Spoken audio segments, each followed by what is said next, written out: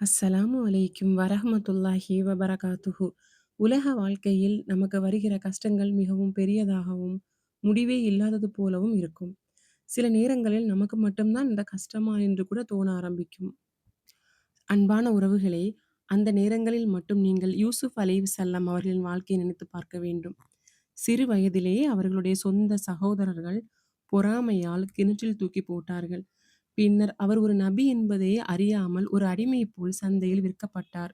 அங்கிருந்து அவர் அரண்மனைக்கு சென்றபோது, அங்கேயாவது வாழ்க்கை மாறிவிடும் என்று நினைத்தார். ஆனால் அரண்மனையிலும் பொய் குற்றச்சாட்டுகள் சுமத்தப்பட்டு, அந்த தவறு செய்யாத நிலையிலும் சிறையில் அடைக்கப்பட்டார். அந்த சிறையில் அவர் பல ஆண்டுகள் மறக்கப்பட்ட வாழ்க்கை வாழ்ந்தார். தந்தையிடமிருந்து, குடும்பத்திடமிருந்து, மரியாதையிடமிருந்து முழுமையாக பிரிக்கப்பட்டார். ஆனால் இந்த எல்லா சோதனைகளிலும் யூசுப் அலைஹிஸ்ஸலாம் தனது கோவத்தையோ, பழிவாங்கும் எண்ணத்தையோ தேர்ந்தெடுக்கவில்லை.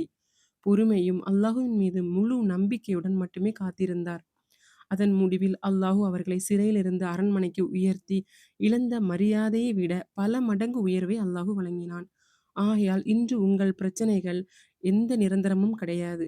நிச்சயமாக இன்று பிரச்சனை வந்தால் நாளை சரியாகும்.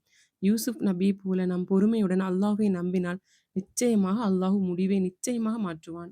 யூசுப் நபியோட முழு வரலாறும் பார்க்க நேரம் இருந்தால் நம்முடைய குரானின் பாதையில் சேனலில் லாங் வீடியோவாக போடப்பட்டுள்ளது. இந்த பதிவு உங்களுக்கு பயனுள்ளதாக இருந்தால் சப்ஸ்கிரைப் செய்து கொள்ளுங்கள். அஸ்ஸலாமு அலைக்கும் வரஹ்மத்துல்லாஹி வபரகாத்துஹு.